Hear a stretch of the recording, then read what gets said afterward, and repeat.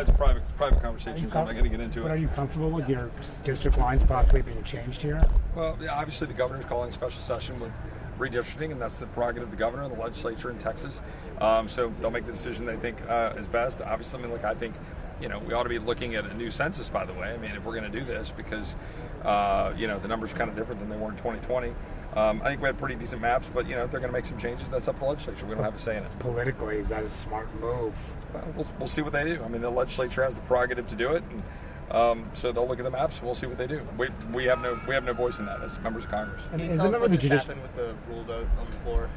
Yeah, look, I've been predominantly focused on Texas flooding, and so we get back into town, and they had this stuff in the rule that we had some concerns with, like putting a bill on the floor, the Senate version, the Genius Act, that we think leaves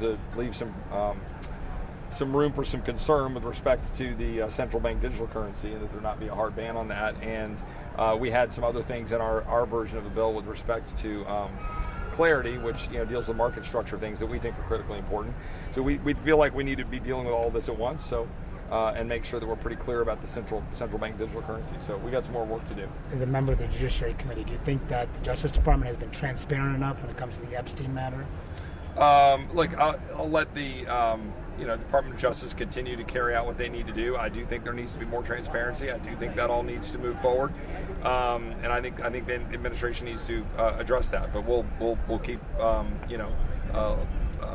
talking to them about what they're going to do. Their memo wasn't good enough for you? Well, we'll see. We want to see more information out of that. On the cryptocurrency, did you speak with leadership about this, or will you have any meetings?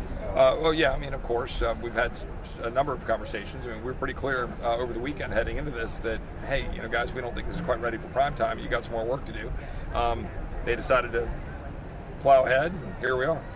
On the big bill, you said you were pretty clear, adamant against it, but what did you actually get? We got massive, reforms. I mean, by the way, you were trashing the Senate bill, then you voted for it. Yeah, well, with the Senate bill, what we got out of the Senate bill, and part of this is how you negotiate to get what you want. Out of the Senate bill, what do we get? Significant reforms on the provider tax issue, which were massive with respect to Medicaid. We got over $1 trillion of Medicaid reforms, probably more when it's all said and done, which we were being told 6 months ago, you're never going to touch Medicaid, not a dollar.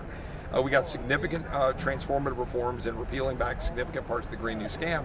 Now look, did we get everything I wanted? No, and that was a part of the late night discussions last week. You've now seen an executive order on that front that were a part of our conversations at the end of those negotiations. We got $1.6 trillion in savings. They said we're never going to get more than $200 or $300 billion. So we got a lot of things we wanted, not everything, but part of that was all through the effort, and we got some serious action out of the president, and that executive order being one of them. Thanks, guys. Thank you, sir.